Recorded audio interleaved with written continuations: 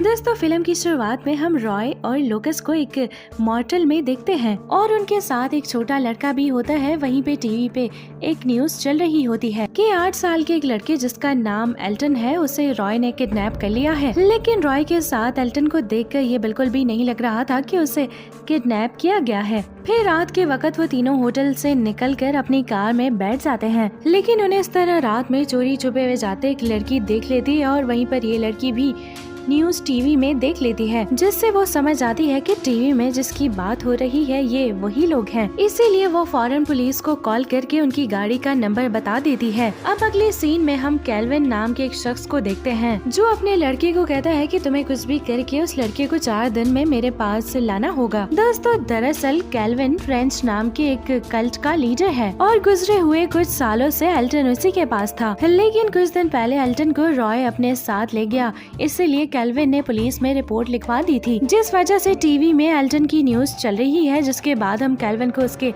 Cult के लोगों के सामने देखते हैं और उसी तरफ FBI वाले उसी बिल्डिंग को चारों तरफ से घेर लेते हैं। दूसरी तरफ लोकस जो कार चला रहा होता है उसका एक्सीडेंट हो जाता है और इस एक्सीडेंट में उससे रॉय और एल्टन को तो कुछ नहीं होता, लेकिन जिस कार से उनकी टक्कर हुई थी उस कार में बैठी महिला बेहोश हो जाती है। तो उसके बाद लोकस महिला के पास जाता है और इतने में ही वहीं पर एक पुलिस की गाड़ी आती है जिसमें बैठा ऑफिसर लोकस की गाड़ी की हालत देख के समझ आता है कि उसने महिला की गाड़ी को टक्कर मारी होगी। अब इससे पहले कि वो पुलिस वाला कुछ कर पाता, लोकस और रॉय उसे गोली मार देते हैं। जिसके बाद लोकस उस ऑफिसर के वॉकी टॉकी से बाकी पुलिस वालों को ये खबर देते हैं कि इस ऑफिसर को किसी ने गोली मार दी है। दरअसल उसने ऐसा इसलिए किया कि उस ऑफिसर को बचाया जा सके। और वहीं हम ये समझ पाते हैं कि लोकस खुद भी एक पुलिस वाला है। उधर कैल्विन से पूछताछ के लिए NSA से यानी नेशनल सिक्योरिटी एजेंट के एक ऑफिसर का कॉल आता है और कैल्विन को कुछ नंबर्स बता के ये पूछता है कि तुमने इन नंबर्स को कैसे डिकोड किया, क्योंकि ये गवर्नमेंट एजेंसी के इनक्रप्टेड कोड है। इसके बारे में तुम्हारे कल्ट के लोग जानते हैं। जिस पे कैल्विन उसे एल्टन के बारे में बताता है।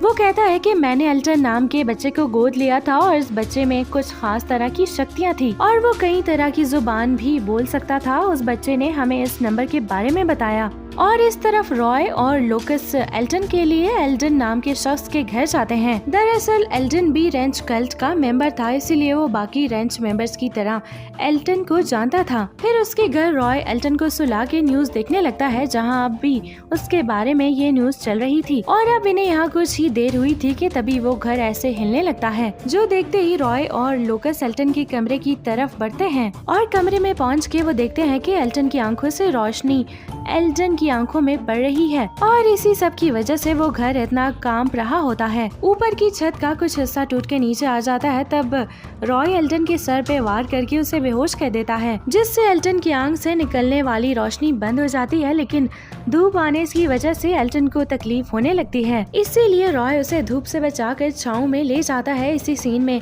हम ये समझ पाते हैं कि एल्टन के अंदर कुछ खास तरह की शक्तियां हैं, साथ ही साथ वो धूप को बर्दाश्त नहीं कर सकता। अब इसके बाद रॉय एल्टन और लोकस एल्टन की वैन लेकर रात के वक्त वहां से निकल जाते हैं और रास्ते में एल्टन स्पेनिश जुबान बोलने लगता है, जो सुन के लोकस उसे समझ नहीं पाता। तब रॉय उसे रेडियो चालू करने का कहता है, जहां हम रेडियो में स्पेनिश लैंग्वेज में उनकी अल्फाज को सुन पाते हैं। और इसी तरह हम समझ पाते हैं कि जैसे कि उसने रेडियो सिग्नल को कैप्चर किया, इसी तरह उसने गवर्नमेंट सीक्रेट कोड को भी कैप्चर किया, जिसके बारे में पुलिस कैल्विन से पूछताछ कर रहा था। अब आगे रॉय एक पेट्रोल पंप पे रुक के वैन में पेट्रोल डालने लगता है, जबकि लोकस पास ही के एक दुकान में सामान खरीदने जाता है। और इसी दौरान एल्टन वैन से बाहर निकल के आसमान की तरफ कुछ वैसे देखने लगता है जैसे उसने आसमान में कोई चीज देख ली हो। और तभी वहाँ पर एक महिला एल्टन से सवाल करती है कि उसने रात के वक्त गूगल्स क्यों नहीं लगा रखे। फिर उतने में रॉय आकर महिला को बताता है कि ये मेरा बेटा है, जिसपे महिला कहती है कि तुम्हें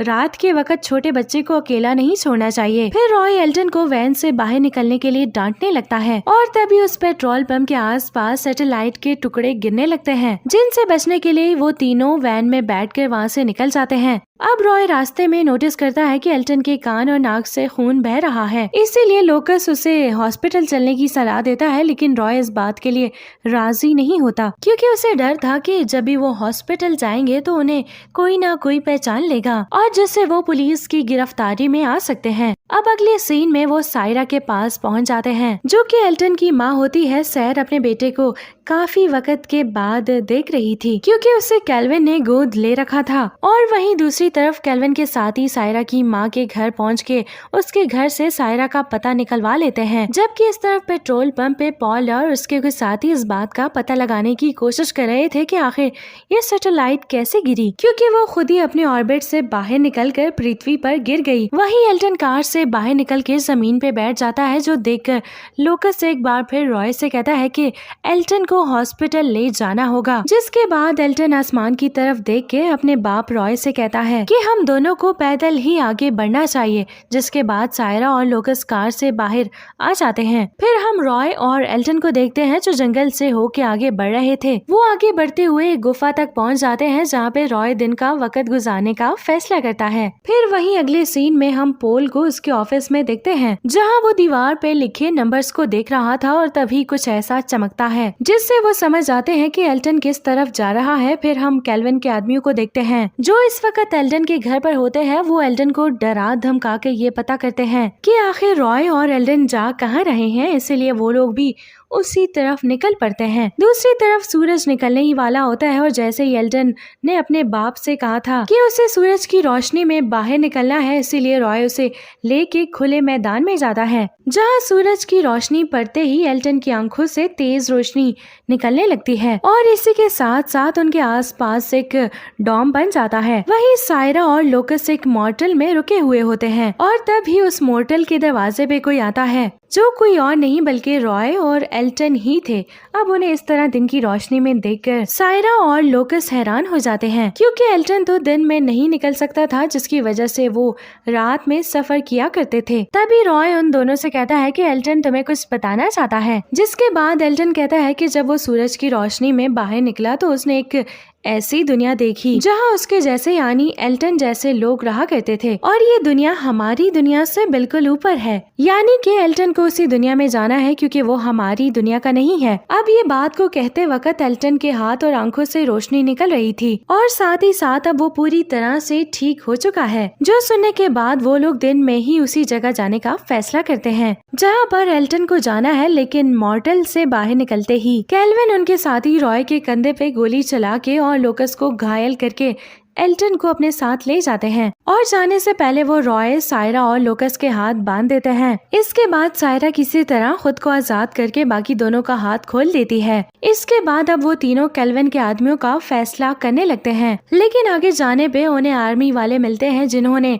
केल्विन के आदमियों को पकड़ लिया था और वो लोग एल्टन को अपने साथ ले गए थे। वहीं एल्टन को अब एक सरकारी फैसिलिटी में रखा जाता है। फिर पॉल उससे बात करता है जबकि बाकी ऑफिसर्स दूसरे कमरे में चले जाते हैं, और इसी के साथ हम देख पाते हैं कि जो कैमरास एल्टन के कमरे में लगे थे उसी फुटेज में एल्टन बैठा हुआ नजर आ रहा था, जबकि असल में वो खड़ा था, यानी कि उसने अपनी शक्तियों से कैमरा फुटेज को चेंज कर दिया था। और तभी उस कमरे का दरवाजा खुलता है जिसमें एल्टन मौजूद था, जिस पे पॉल उसके कमरे में जाके उससे पूछता है कि रेंच के लोग तुम्हें मसीहा क्यों मानते हैं जबकि मिलिट्री के लोग तुम्हें खतरनाक हथियार मानते हैं, जिसके जवाब में एल्टन कहता है कि मैं इनमें से कोई भी नहीं हूँ बल्कि मैं किसी और ही दुनिया का हूँ। और ऐसा कहते ही उसकी आंखों से फिर से तेज रोशनी निकलने लगती है और फिर ये सीन कट हो जाता है, जिसके बाद पॉल रॉय को कॉल पे लोकेशन बताते हुए कहता है कि एल्टन मेरे साथ है, इसीलिए जल्दी से जल्दी तुम मेरे बताए गए लोकेशन पर आ जाओ। यानी कि एल्टन ने कुछ तो ऐसा किया था जिसकी वजह से पॉल उसका साथ देने के लिए तैयार हो गया था। फिर एल्टन एक कार को कंट्रोल करके उसका दरवाजा खोल देता है, जिस कार से पॉल और एल्टन उस जगह के लिए निकल पड़ते हैं जहां उन्होंने रॉय को बुलाया है। अब आगे हम गवर्नमेंट फैसिलिटी को देखते हैं जहां इलेक्ट्रिसिटी नहीं होती, यानी कि एल्टन ने इस पावर को काट दिया था, जिसका फायदा उठा के पॉल उसे बाहर ले गया था। फिर पॉल एल्टन को उसके बाप को सौंपते हुए ये कहता है कि मेरे बताए गए कोऑर्डिनेट्स की वजह से मिलिट्री के लोगों को ये पता चल चुका है। जिस पे एल्टन कहता है कि वो उनसे भी निमट लेगा कि तुम लोग कहाँ पर जा रहे हो, इसीलिए इस रास्ते में काफी सारे सोल्जर्स होंगे। अब पॉल लोकस से हथकड़ी लेकर अपने हाथ में पहन लेता है ताकि ये लगे कि उसका इस सब में कोई हाथ नहीं है। इसके बाद एल्टन अपने बाप को वो रास्ता बताता है। फिर रॉय उस रास्ते में लगे बैरियर्स को तोड़ने लगता है, लेकिन इस सब से आर्मी वाले इनके पीछे लग जाते हैं। तब एल्टन बताता है कि जिस जगह उसे जाना है वो पास ही है, इसीलिए वो अपनी माँ सायरा के साथ पैदल ही जंगल की तरफ निकल जाता है। इधर एल्टन एक खुले मैदान में पहुंच के फिर से एक